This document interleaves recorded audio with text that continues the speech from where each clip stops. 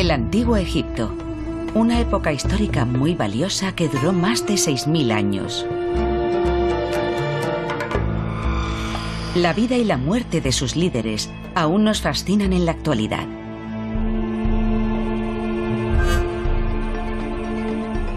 Venimos a museos como este para hacernos una idea de la grandeza del Antiguo Egipto. Estatuas monumentales de hombres monumentales. Pero cuando contemplamos todos estos rostros, vemos solo eso, hombres. ¿Dónde están las mujeres del Antiguo Egipto? Por supuesto, la más famosa es Cleopatra la Grande. Pero para verlas tenemos que pasar de lo monumental a lo pequeño, porque la mayoría de las imágenes de las grandes mujeres están en forma de moneda. ¿Pero qué pasa con las mujeres que vivieron antes que Cleopatra? Quiero averiguar quiénes fueron. Si se sabe dónde buscar, la historia del Antiguo Egipto también es una historia de mujeres extraordinarias que dejaron tras de sí un legado asombroso. Ahí está, Arsínoe, la reina faraón, la diosa. El Antiguo Egipto era una sociedad en la que las mujeres tenían más derechos que ninguna otra del mundo antiguo. Voy a investigar a 4 de mis mujeres favoritas. Cada una fue una pionera que, de un modo u otro, abrió el camino para las siguientes. La Madre Venerada. Tal vez parezca un agujero en el suelo, pero aquí es donde comenzó todo. La poderosa líder. Mírame, soy un faraón. La perfecta diplomática. No era solo hermosa, esta mujer también era inteligente. Y Cleopatra representa el modelo a seguir. Sabía que el conocimiento significaba poder. Juntas crearon un legado de liderazgo femenino que no solo influiría sobre Cleopatra, sino también sobre las generaciones venideras. Estas mujeres fueron ejemplos increíbles para nosotros, incluso en el mundo moderno. Y contando su historia, contemplaré esta gran civilización a través de los ojos de la otra mitad del Antiguo Egipto. Sus mujeres. Las reinas perdidas de Egipto.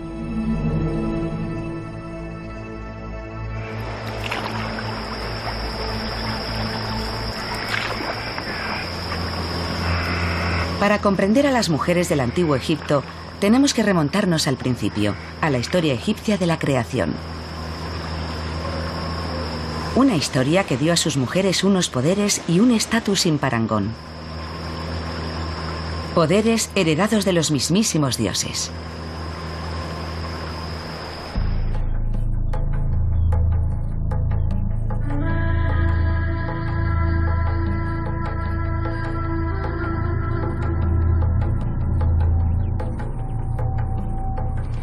Los antiguos egipcios tenían incontables versiones de la historia de la creación, pero la mayoría se centran en su distintivo entorno y en las maravillosas aguas del fantástico río Nilo. En esencia, lo que trataban de sugerir estos mitos de la creación era que toda vida comenzaba a partir de estas aguas, desde las cuales el gran sol, fuente de toda vida, había emergido para crear a la multitud de deidades egipcias, tanto masculinas como femeninas.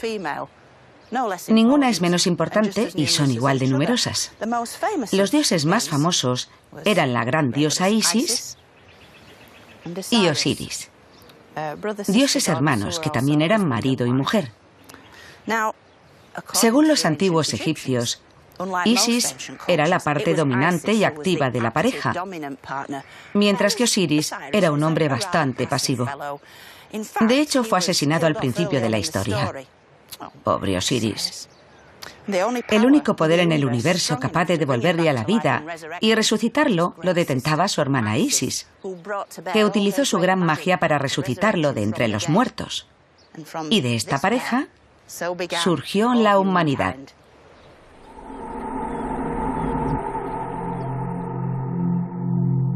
Las historias de Isis, esta poderosa mujer mítica, son claves para comprender la preeminencia que tenían las mujeres en la vida egipcia.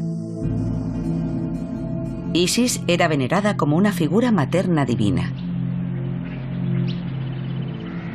Y la primera mujer gobernante a la que voy a buscar alcanzó su propio poder y prestigio como madre. Vivió en la primera época de los faraones, conocida como el Imperio Antiguo, hace más de 4500 años. Y se llamaba Eteferes.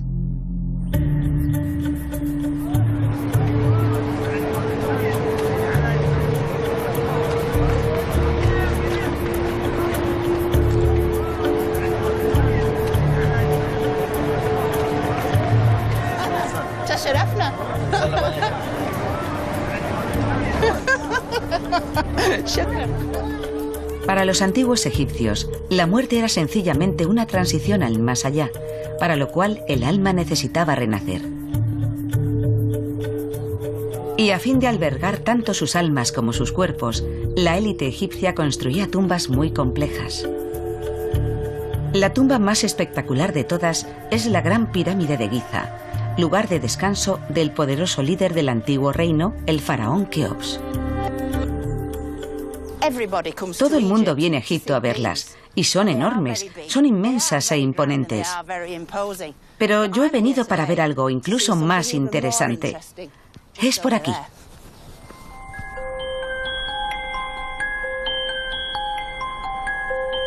Busco la tumba de la madre de Keops, la reina Eteferes.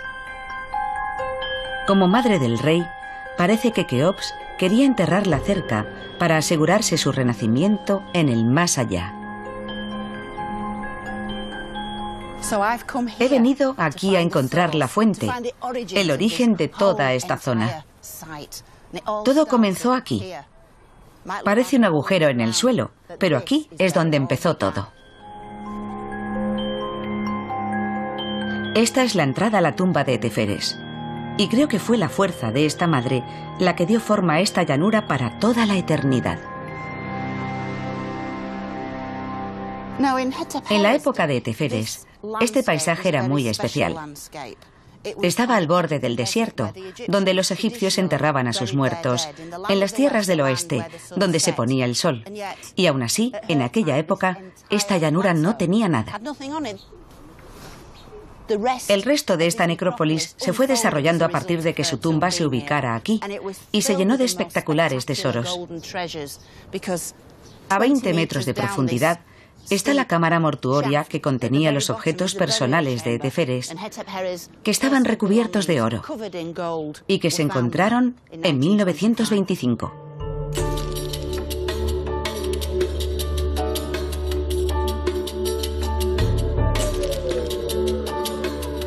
La tumba de Eteferes es la más antigua que se ha hallado intacta. Tiene 1300 años más que la tumba de Tutankamón.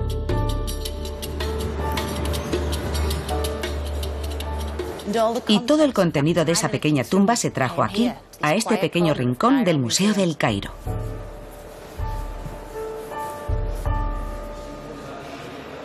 Se trata de lo mejor en mobiliario desmontable. Esta es la habitación, si se puede decir así, de la gran reina Eteferes. Es absolutamente increíble. Tenemos su cama, su reposacabezas de plata, uno de sus tronos dorados y todo tipo de cajas recubiertas de oro.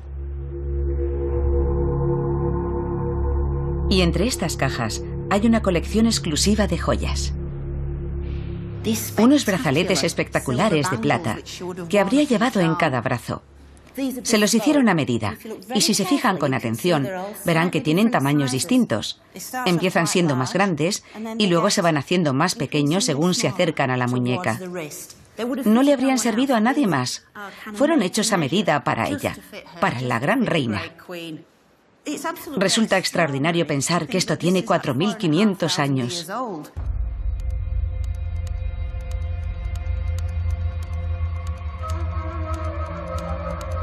Como madre del rey Keops, Eteferes era la mujer más importante de su vida. Por lo tanto, él se aseguró de que su tumba se llenara de todos los lujos que podría necesitar en el más allá.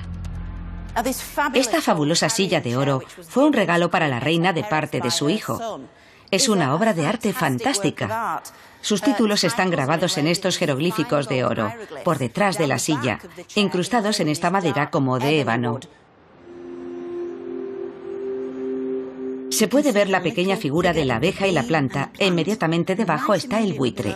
Eso significa madre. Madre del rey del Alto y Bajo Egipto. El siguiente símbolo es un halcón dorado que significa compañera de Horus.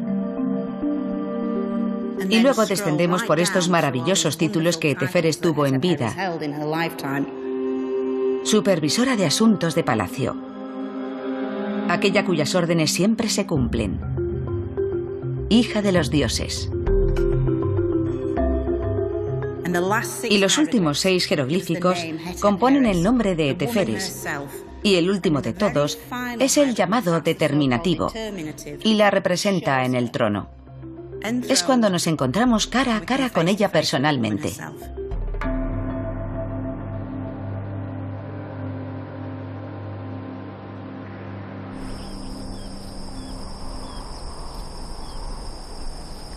Ser la madre del rey tiene sus ventajas.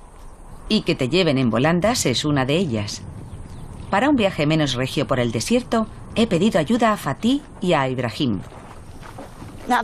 Esta maravilla es una réplica de la silla de Teferes y yo voy a probarla ahora mismo. Simboliza el carácter divino de esta mujer, que era llevada en volandas como una diosa, porque era demasiado importante como para poner los pies en la tierra. La llevaban a todas partes en una silla como esta.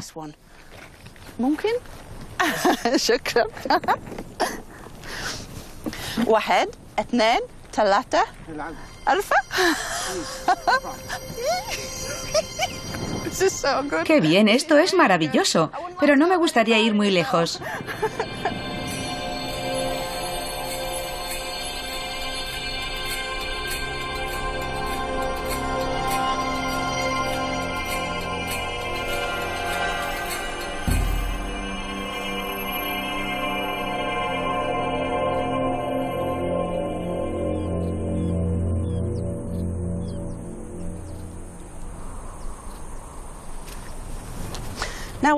Aunque en cierto modo Teferes fue el origen de todo esto, era simplemente la madre del rey. Tal vez le dio a luz, le guió durante toda su vida y le permitió entrar en el siguiente mundo. Pero ella solo llegó a ser madre del rey, al contrario que mi próxima mujer poderosa, la reina faraón definitiva.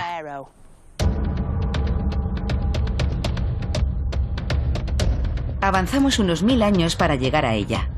Otra gran mujer destinada a convertirse en una de las reinas faraón más grandes de Egipto. Se llamaba Hatshepsut.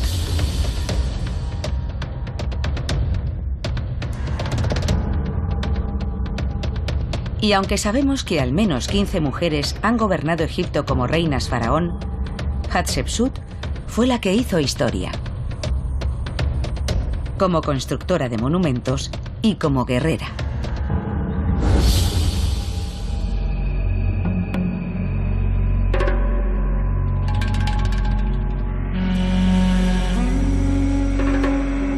Aunque Hatshepsut era descendiente de reyes, convertirse en reina faraón no era tan sencillo y requería de ciertas habilidades políticas.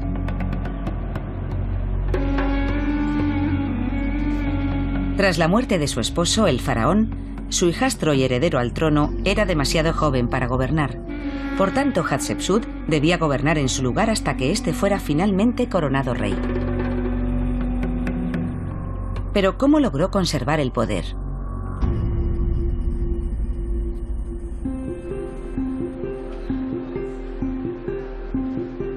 Observando a los visitantes del Museo del Cairo, su intimidante presencia aún se percibe. Todos los faraones tenían que interpretar ese papel, pero era de vital importancia que una mujer diera una imagen de líder perfecta. Lo importante eran las apariencias. Si parecías un faraón, eras un faraón. Adoptabas los atributos de un faraón, que es lo que Hatshepsut está haciendo aquí. La corona correcta, la barba falsa y los atuendos reales que debía mostrar ante sus súbditos. Porque tengamos en cuenta que eran analfabetos en su inmensa mayoría. No podían leer los edictos reales ni las inscripciones sagradas. Lo importante era el aspecto visual. Y en eso, Hatshepsut era brillante. Era la mejor propagandista. Miradme, soy la reina faraón.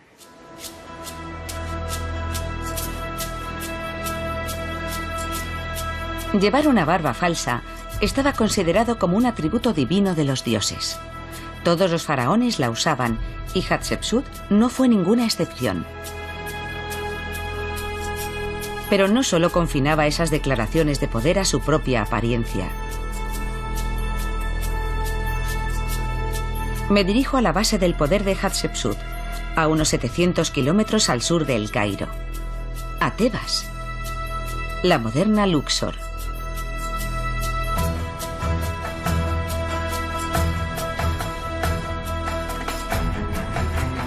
Aquí, Hatshepsut remodeló el paisaje con una serie de edificios monumentales. El más famoso es el sublime templo funerario de Deir el-Bahari. Conocido por su nombre antiguo, la Maravilla de las Maravillas, el templo es uno de los edificios más espectaculares de Egipto. Es el monumento eterno definitivo. Parece emerger a los pies de las colinas de Tebas. El templo de Hatshepsut es una fantástica pieza de arquitectura. Sus limpias líneas geométricas contrastan a la perfección contra las rocas bajo las que se encuentran. Es uno de los templos más hermosos de Egipto y el lugar más adecuado para conmemorar la vida de la gran reina faraón Hatshepsut.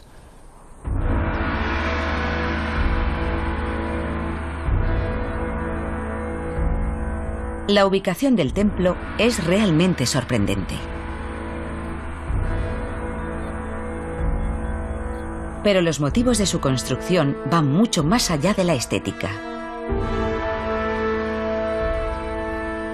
Hatshepsut lo construyó aquí por 3 motivos muy concretos. Primero, estaba justo enfrente del gran templo del dios Amon-Ra.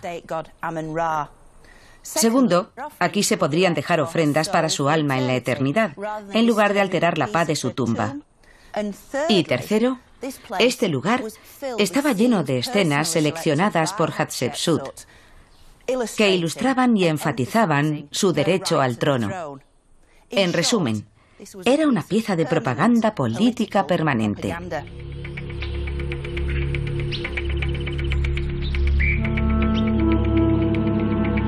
Pero Hatshepsut no solo era una constructora, también era un líder militar.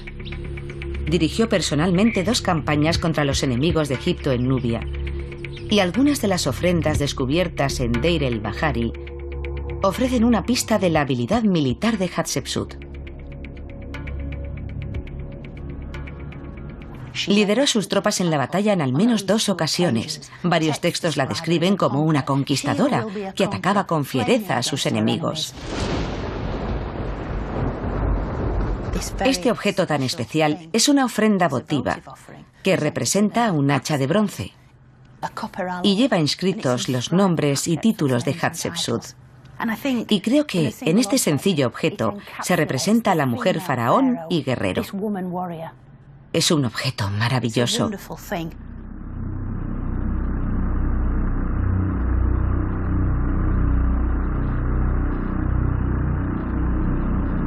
Tras demostrar sus habilidades militares, Hatshepsut se dedicó a asegurar la prosperidad de su nación.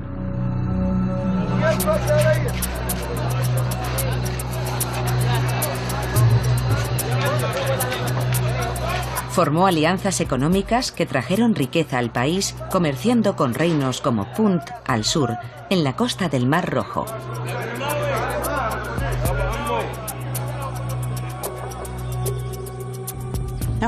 Hatshepsut expandió las rutas de comercio de Egipto e inició el comercio a gran escala.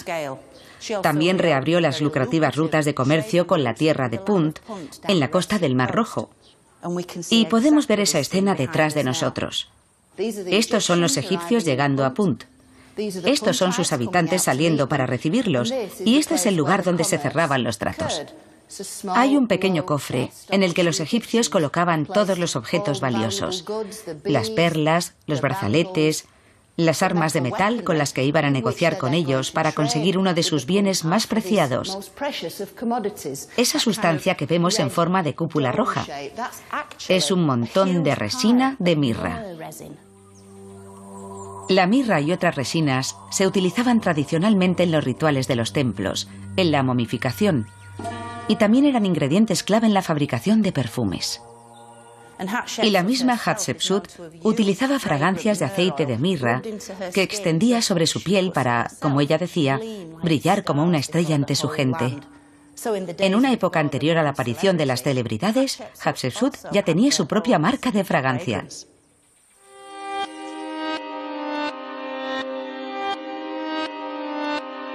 Los detalles de estas escenas ayudan a reconstruir cómo Hatshepsut logró permanecer en el poder más de 20 años. Pero a través de un curioso objeto, incluso puedo experimentar un viaje en el tiempo. Es increíble. Este pequeño recipiente de alabastro aún alberga su contenido original tras casi 3.500 años. Y sus nombres y títulos están inscritos en la parte delantera. Pero miren dentro, es la resina importada, el material que aparecía en los muros de Deir el-Bahari. Y aquí está. Es increíble. Es como si pudiéramos oler el pasado. No solo lo vemos, está contenido en este recipiente.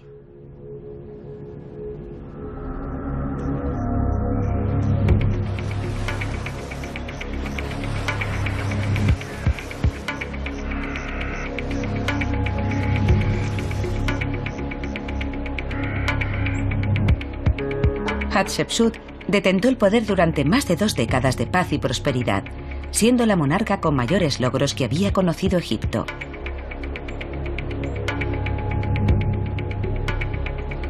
Y demostró más allá de toda duda que un líder efectivo no tenía por qué ser un hombre.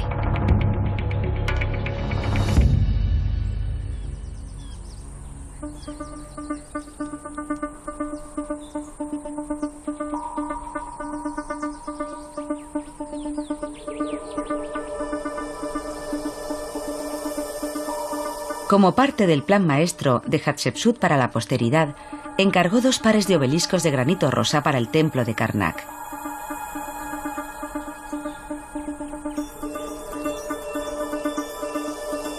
Con casi 30 metros de altura, este es el obelisco más alto de todo Egipto. Ella misma cuenta por qué quería crear un monumento tan sorprendente, como homenaje a su padre, a la persona que me hizo, según ella.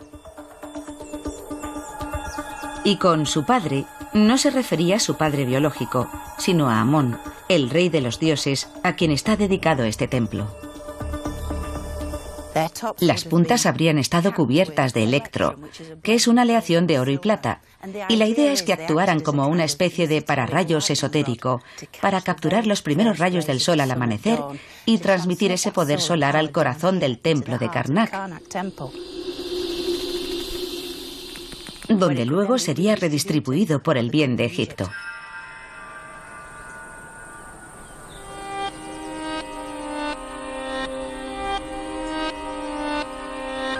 El templo de Karnak es el lugar donde se adoraba al dios Amón. Este inmenso complejo religioso era continuamente expandido y adornado por los diferentes gobernantes. Y Hatshepsut se aseguró de que homenajearan al rey de los dioses con el mejor de los estilos.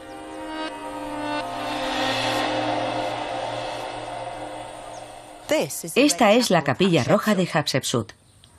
Este altar era conocido como el lugar del corazón de Amón, el dios principal, y estaba en el centro del templo de Karnak.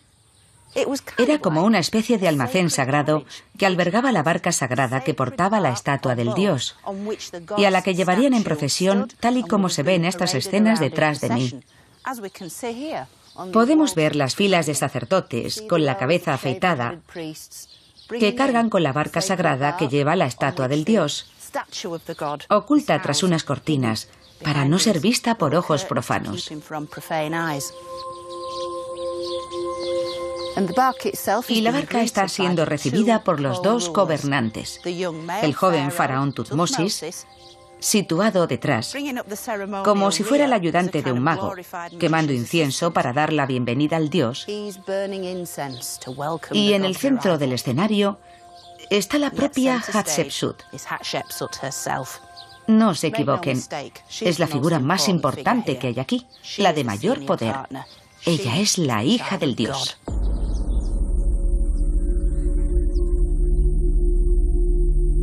Con tales dones, Hatshepsut demostraba su veneración hacia Amón. Y ayudada por los sacerdotes, la reina faraón llevaba a cabo las ceremonias religiosas necesarias para mantener el orden cósmico. Y aquí es donde ella misma se habría situado para realizar los ritos sagrados ante los dioses, presentando las ofrendas y vertiendo el agua sagrada alrededor de la estatua del dios. Por supuesto, Hatshepsut habría utilizado un recipiente de oro, y yo tengo un cubo, pero nos da una idea de lo que habría ocurrido.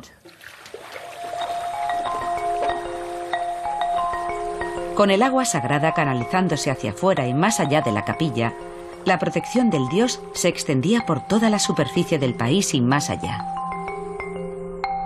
Hatshepsut deseaba ser eterna como una estrella. Y está claro que se ganó un lugar exclusivo en la historia. Los sentimientos que provocaba el concepto de una reina faraón eran tan fuertes que para algunos Hatshepsut era una especie de madrastra malvada, una mujer que se atrevía a disfrazarse de hombre con una barba falsa, usurpando a un hombre el derecho al trono. Para otros era una gran inspiración, una mujer increíble que abrió el camino a tantas generaciones venideras.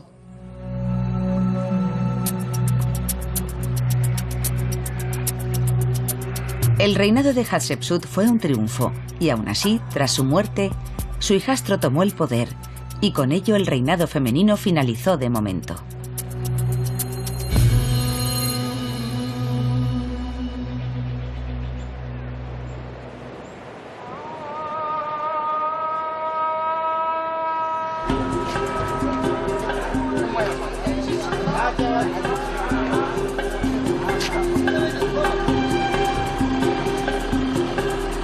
Que existieran líderes como Hatshepsut revela que el antiguo Egipto tenía una de las sociedades más igualitarias del mundo antiguo, donde las mujeres podían alcanzar roles de poder, poseer propiedades, cerrar tratos, poseer el mismo dinero que los hombres e ir a juicio.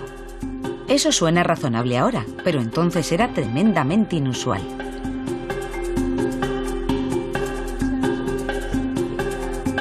He quedado para tomar el té con la académica Sahar El-Moughi, que ha escrito extensivos estudios sobre el legado de estos antiguos modelos a seguir. Dime, Sahar, en cuanto a las mujeres líderes del antiguo Egipto, ¿te resultó fácil aprender cosas sobre ellas y su legado? Porque en la literatura egiptológica hay muy poco escrito sobre ellas. Parece que las han metido bajo la alfombra académica. Pero ¿cuál es la situación en Egipto? ¿Fue distinto para ti? Yo crecí sin saber nada sobre esas mujeres, salvo escasas referencias que aparecían en los aburridos libros de texto del colegio. Cuando me ponía a escribir, era como si estuviera conociendo a mis madres y abuelas. Y por eso en mis escritos, esas diosas vuelven a la vida como figuras inspiradoras. El poder que recibí aprendiendo sobre ellas con mis propios ojos fue inmenso, fue mágico, fue algo como, vaya, de aquí es de donde vengo.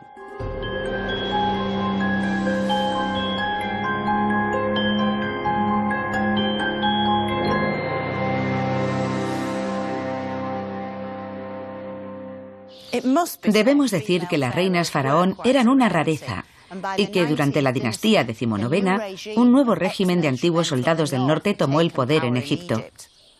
Los hombres tomaron el control, y las mujeres tenían que encontrar otras tácticas.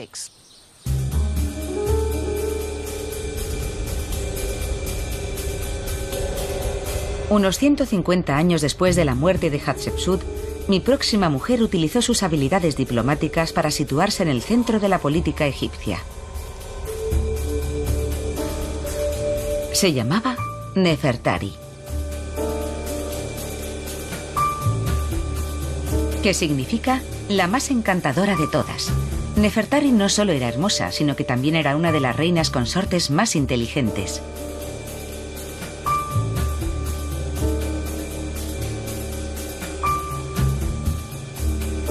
De joven, Nefertari se casó con un príncipe que acabaría convirtiéndose en uno de los faraones más famosos de Egipto, Ramsés II.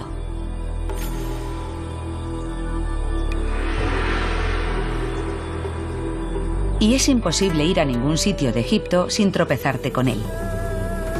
Porque gobernó durante más tiempo, construyó edificios más grandes y presumió mucho más que ningún otro faraón. En el antiguo Egipto, el tamaño lo era todo.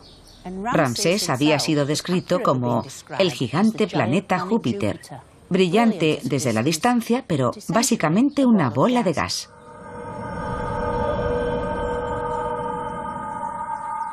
Y esto nos lleva a su política de cantidad sobre calidad. Cuanto más grande, mejor.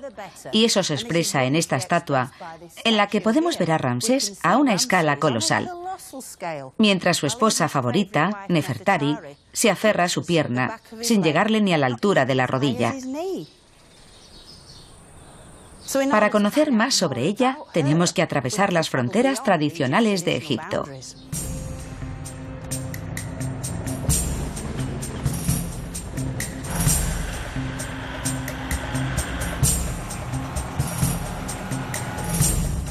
Me desplazo a unos 400 kilómetros al sur para ver una versión diferente de esta historia. Voy al templo de Abu Simbel.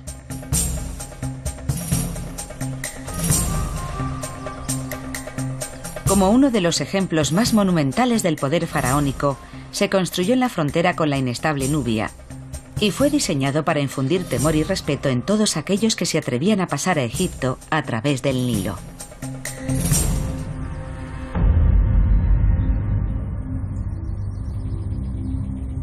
Este es el templo de Abu Simbel, construido por Ramsés II durante su reinado de 67 años, y es típico de él. Es inmenso. Es monumental. Y es solo uno de los templos de Abu Simbel. En resumen, es la mitad de la historia.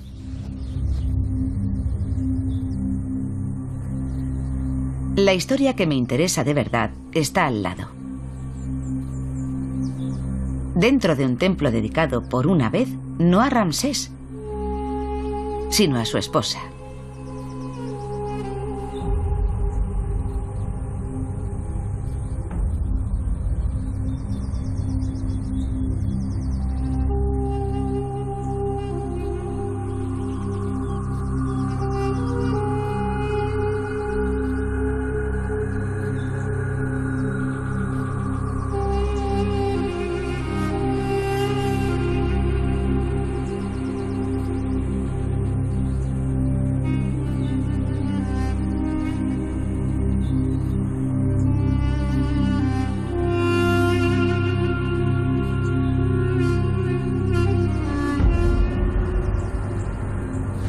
Y aquí está, la gran reina Nefertari, con 11 metros de altura. Y si se fijan con atención, verán que es un poco más alta que su famoso esposo, Ramsés II, gracias a la corona de plumas que lleva. Estos templos, edificados para dejar testimonio, transmiten con su tamaño un mensaje estratégico y político que ponía a Nefertari en el centro del poder. Ramsés erigió estas inmensas estatuas de su esposa para mostrar todas las fuerzas que estaban a su disposición, incluyéndola a ella misma. Esa mujer que en su casa era representada a mucha menor escala, pero aquí en Nubia, en este territorio desértico y ante tribus inestables, él necesitaba su ayuda, y ella era una fuerza muy potente. Su colosal y sorprendente imagen revela que Nefertari era la mujer trofeo definitiva.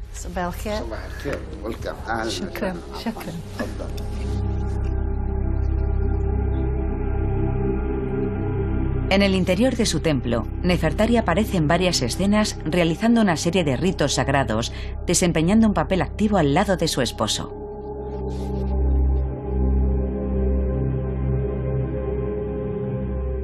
Tiene los brazos levantados, animando a Ramsés, que detenta esa pose clásica de faraón egipcio, golpeando al enemigo.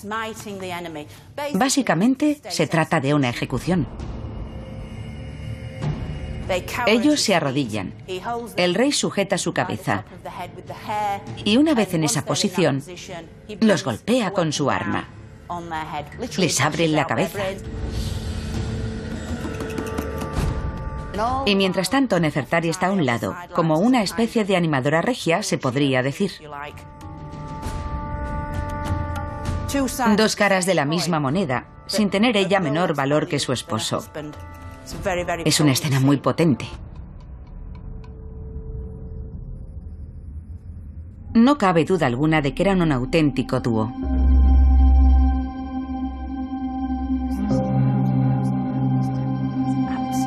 El egiptólogo y director de Abu Simbel, el Dr. Ahmed Salah, ha pasado muchos años estudiando las imágenes de ambos templos. ¿Hay suficiente información en el material del que disponemos que nos dé a entender cómo eran ellos como pareja? Él la quería mucho. Se casó con ella antes de subir al trono. Por lo tanto, lo hizo enamorado. Ella le acompañaba como si fuera su ayudante. Parece que cuando Nefertari se desplazó hasta aquí, tan al sur, su salud empezó a desvanecerse rápidamente. Lo triste es que Nefertari no llegó a ver su templo. Estaba enferma. Se quedó en el barco. Tal vez pudo ver las estatuas de fuera, pero no el interior de su templo. Es una pena que solo pudiera ver el exterior. Al menos vio sus estatuas. Es una historia triste. Es triste. Creo que estos fueron los últimos momentos de Nefertari. Hablamos del 24º año de su reinado. Ese sería el último año de Nefertari, porque creo que cuando volvió a Tebas, murió y fue enterrada allí.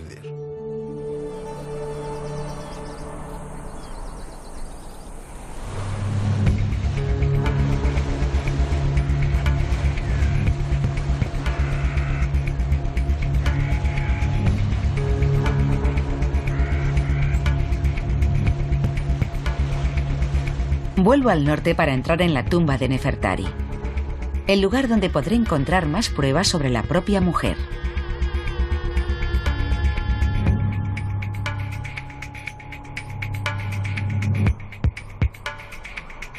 Situada en el Valle de las Reinas, sus escenas son tan frágiles que el acceso es limitado. Me han dado permiso para abrir personalmente la tumba de Nefertari, la esposa de Ramsés II. Y estoy muy emocionada porque es una tumba preciosa. Solo la he visto una vez cuando era mucho más joven, así que va a ser un regalo especial. ¡Qué llave más grande! ¡Dios mío! ¡Vaya! Vaya, madre mía. En 520 metros cuadrados, estas imágenes tan hermosas describen su viaje al más allá.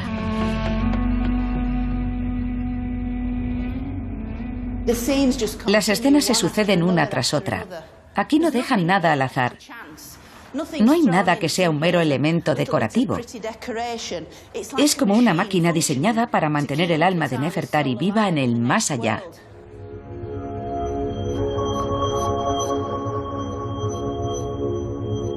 Se concedió una gran atención a su apariencia. Sus ojos y cejas están pintados de negro, con un sutil tono rojo en las mejillas y labios, y unas exquisitas joyas doradas adornan su cuerpo. Nefertari, la más hermosa de todas.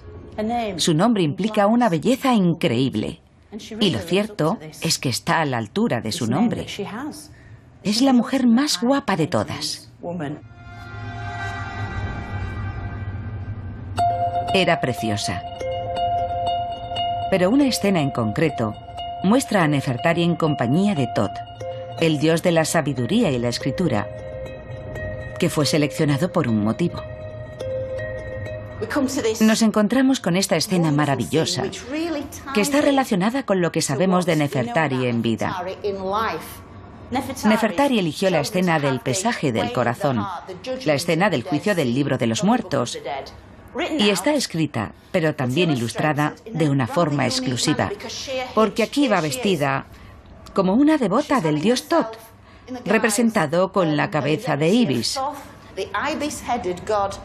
Y el énfasis en la escritura se puede ver en la paleta de escriba, que está situada entre Nefertari y el dios Thoth.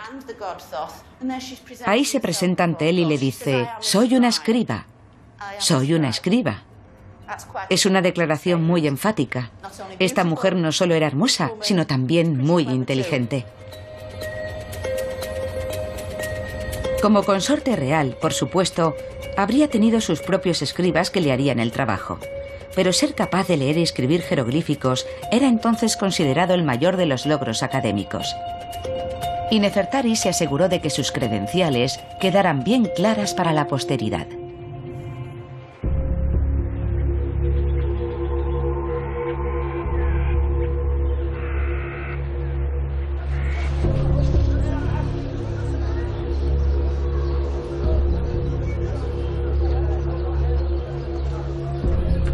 Ser la esposa de un hombre tan dominante también requeriría de una considerable capacidad de persuasión y sutileza.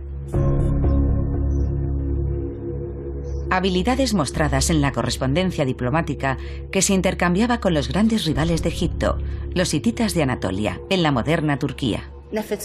Se sabe que Nefertari se escribía con su equivalente en el territorio hitita, la gran reina Pudujepa.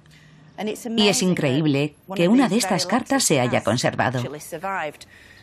Nefertari la habría escrito de su puño y letra, en lengua egipcia, y luego un escriba bilingüe la habría traducido al lenguaje cuneiforme y la plasmaron sobre una pequeña tableta de arcilla. Esta es la carta que Nefertari escribió a Pudujepa. Obviamente se trata de una réplica, pero nos da una idea de las palabras de esta gran mujer de la realeza, Nefertari. Rebosa candidez y felicitaciones fraternales. A mi hermana Pudujepa, gran reina de los hititas. Que el dios Sol de Egipto y el dios de la tormenta de los hititas te traigan alegría. Y que el dios Sol haga que nuestra paz sea eterna. Y al final hay una referencia conmovedora al regalo que le envía a la reina de los hititas. Te envío un regalo, hermana. Para tu cuello, un collar de oro puro y lino de colores para que se le haga una túnica a tu esposo, el rey. Enviar estos regalos a los monarcas con los que se mantiene correspondencia jugó un papel crucial en la diplomacia del antiguo mundo.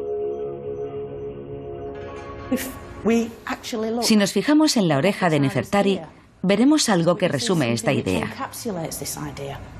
A pesar de todo el oro, todos los reyes egipcios reposaban oro, y se decía que el oro en Egipto era tan común como la arena, y solo tenías que agacharte para recogerlo. Nefertari lleva un pendiente de plata mucho más valioso. Y ni siquiera es un pendiente egipcio, es un pendiente de estilo griego. Porque estas piezas de plata se las enviaron desde la zona del mar Egeo. De modo que en la lejana Grecia se había oído hablar de Nefertari. Y llevó estos pendientes con gran orgullo durante toda su vida. Hay mucha más información en estas joyas de lo que se ve a simple vista.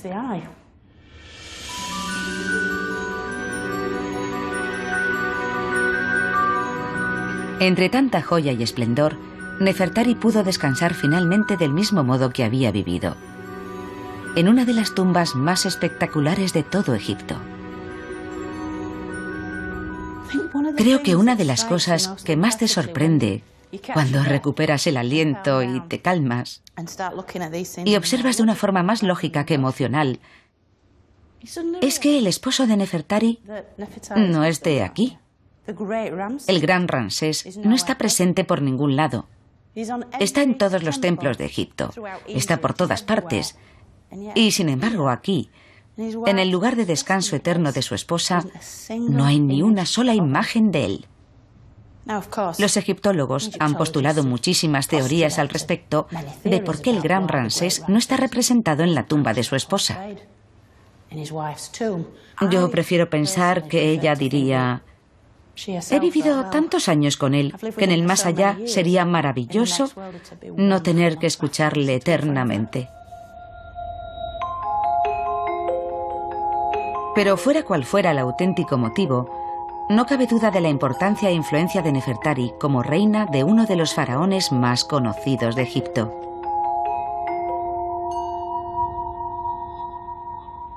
Aún así, a pesar de los esfuerzos diplomáticos de Nefertari, la suerte política de Egipto empezó a decaer muy pronto.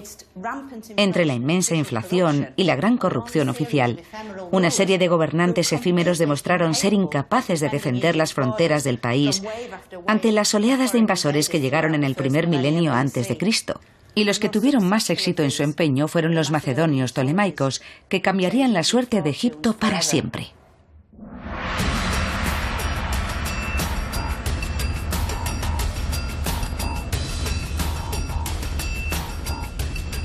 900 años después de Nefertari, una nueva era en la historia de Egipto hizo surgir a la primera reina faraón de los ptolemaicos, Arsínoe.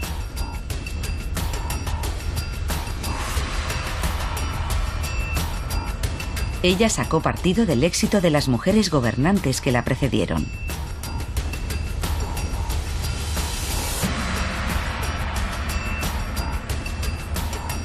Arsínoe fue capaz de unir dos mundos, el egipcio y el griego, construyendo un legado heredado del griego más famoso de la historia, Alejandro Magno.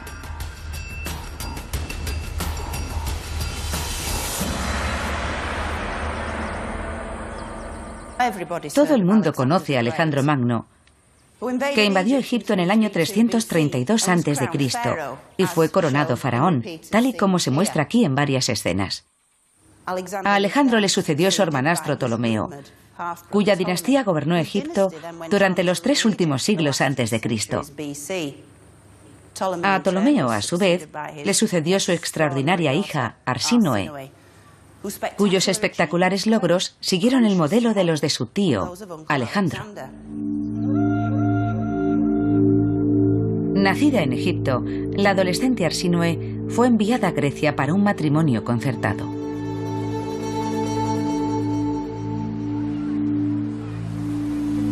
Luego, tras la muerte de su esposo, el rey, y tras un segundo matrimonio desastroso, huyó de vuelta a Egipto. Tras haber probado el poder, Arsínoe convenció a su hermano pequeño, el faraón, de que se casara con ella. Él sería el camino para llegar a la corona. En una sola maniobra, Arsínoe se convirtió en gobernante de 2 mundos, Egipto y el Mediterráneo griego.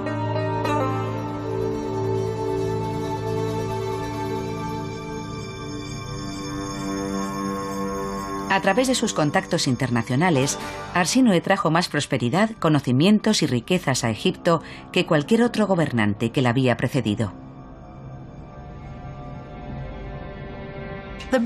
Esta figura de bronce es muy interesante, porque tenemos a Arsínoe saludando a modo de reina, con el brazo en alto. Pero miren lo que tiene en su mano izquierda. Es una cornucopia, que es una especie de vasija griega, pero dentro están todos los bienes, las frutas, las flores, la riqueza de Egipto. Y no es una, sino 2. Lleva el doble de cantidad de lo que puede llevar nadie.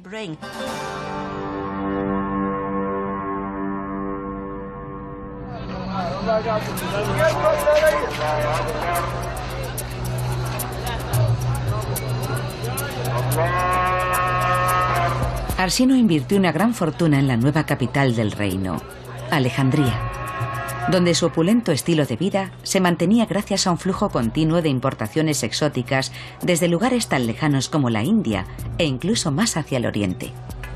Y a medida que entraban en el país productos como marfil, seda y joyas, el resto de la población también prosperaba gracias a que Egipto se convirtió en el mayor mercado de la tierra.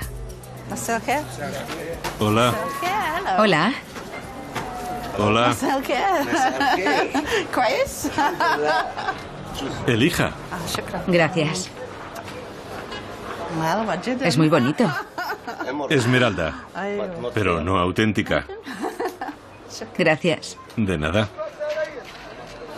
Vamos a probar aquí.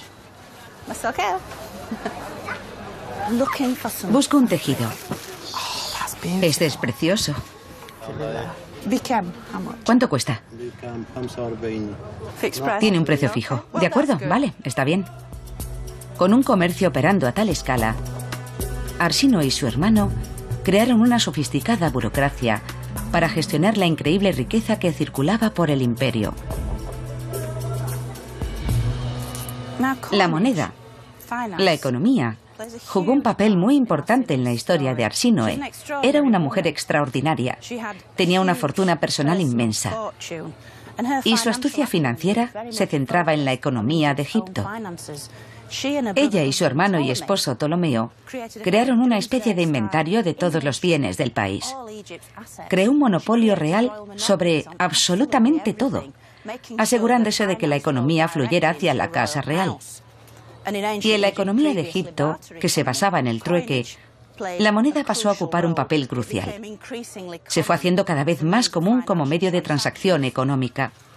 Se trataba de los comienzos del capitalismo.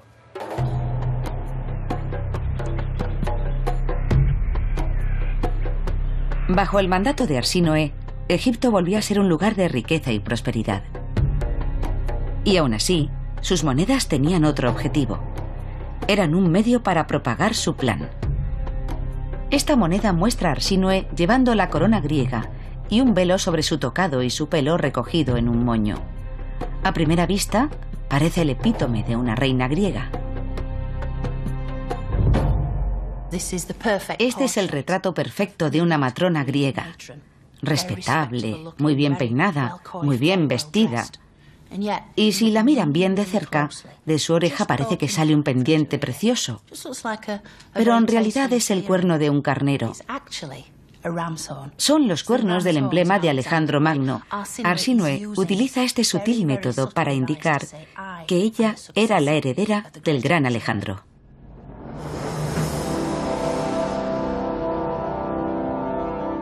Como su heredera, Arsinoe continuó con el legado de Alejandro, cuyo emblema eran los cuernos del carnero del dios egipcio Amón.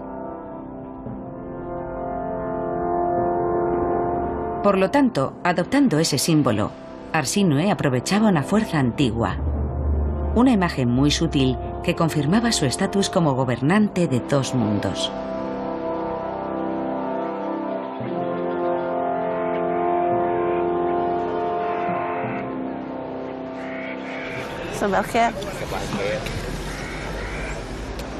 A casi 200 kilómetros al sur de Luxor, una zona sorprendente, en una isla en medio del Nilo, nos da una idea del poder que tenía Arsinoe a su disposición.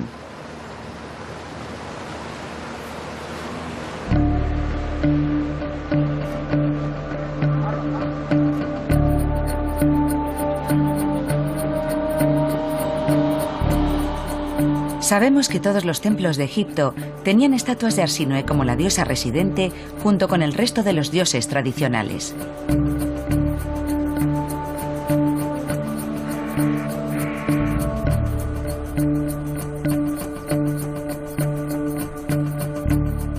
Pero en File, ella era adorada como el equivalente de la mismísima Isis, la madre de todos los dioses.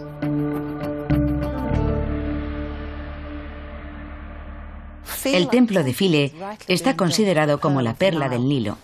Era el centro de culto de la gran diosa Isis. Y en muchos aspectos era una especie de puesto de avanzadilla, por su localización meridional. Este fue el último lugar de Egipto donde siguieron adorando a los dioses, hasta el siglo VI después de Cristo. Pero aquí no solo se adoraba a Isis. Arsinoe también era una diosa residente. Y fue la influencia de Arsinoe lo que hizo que, Isis se conociera mundialmente. El deseo de Arsínoe de ser considerada como la diosa Isis enviaba un mensaje muy claro a sus súbditos.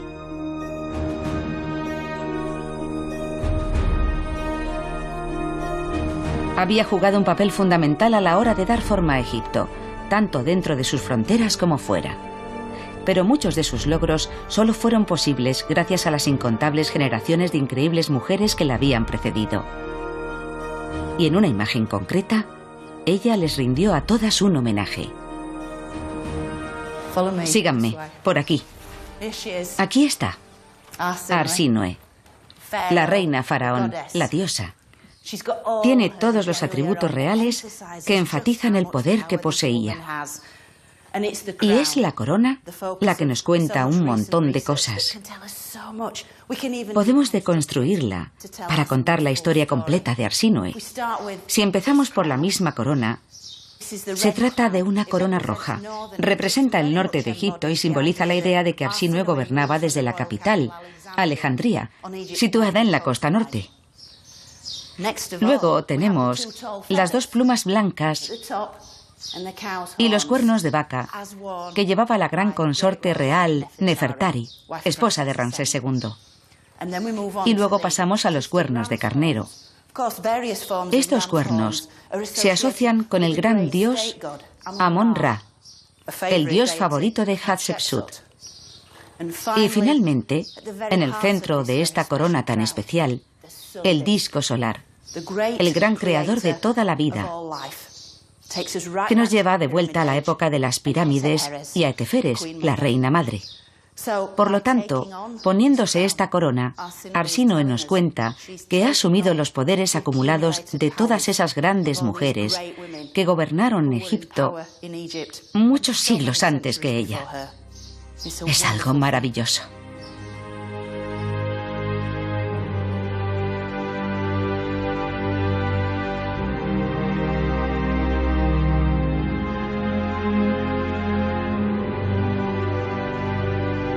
Dicha corona fue adoptada posteriormente por la mismísima Cleopatra. Estas mujeres fueron sus guías a medida que Arsínoe extendía el poder de Egipto por una gran parte del mundo antiguo.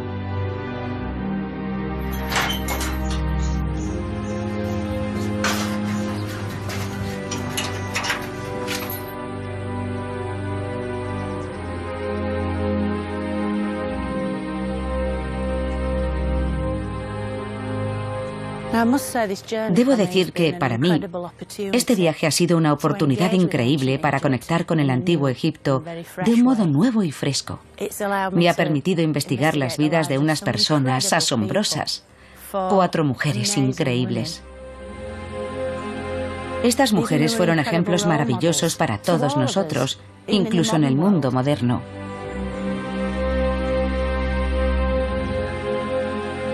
Fueron amantes, madres, reinas, diosas y reinas faraón. Fueron increíblemente fuertes y capaces y contribuyeron al desarrollo de esa fantástica civilización antigua.